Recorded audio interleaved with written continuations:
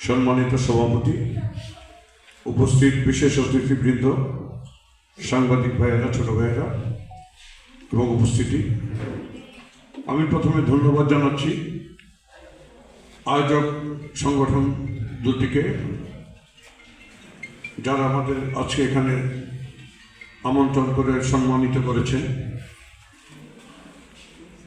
ধন্যবাদ জানাচ্ছি আপনারা যারা এখানে কষ্ট করে উপস্থিত হয়েছেন সবাইকে, এবং এই কষ্টকর কাজে যারা নিজেদের নিয়োজিত করেছেন, বিশেষ করে মানবাধিকার রক্ষার কাজে। আমি কষ্ট করে আমরা একটা দরিদ্র দেশের নাগরিক। আসলে সমাজের প্রতিটা সেক্টরে আপনার আছে, এই যারা প্রতিরোধ করেছেন, যারা প্রতিবাদ করেছেন, প্রত্যেকে নির্যাতিত হয়েছেন। আমি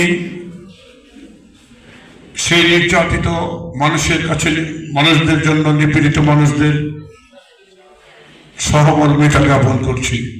যারা জীবন দিয়েছেন তাদের আত্মার মাগফিরাত কামনা করছি। বন্ধুগণ, আসুন আমরা একটা নতুন বাংলাদেশ গড়ার স্বপ্ন দেখি। নতুন বাংলাদেশ গড়ার যাত্রা শুরু হয়েছে, আমরা সবাই সেই যাত্রায় সামিল হই।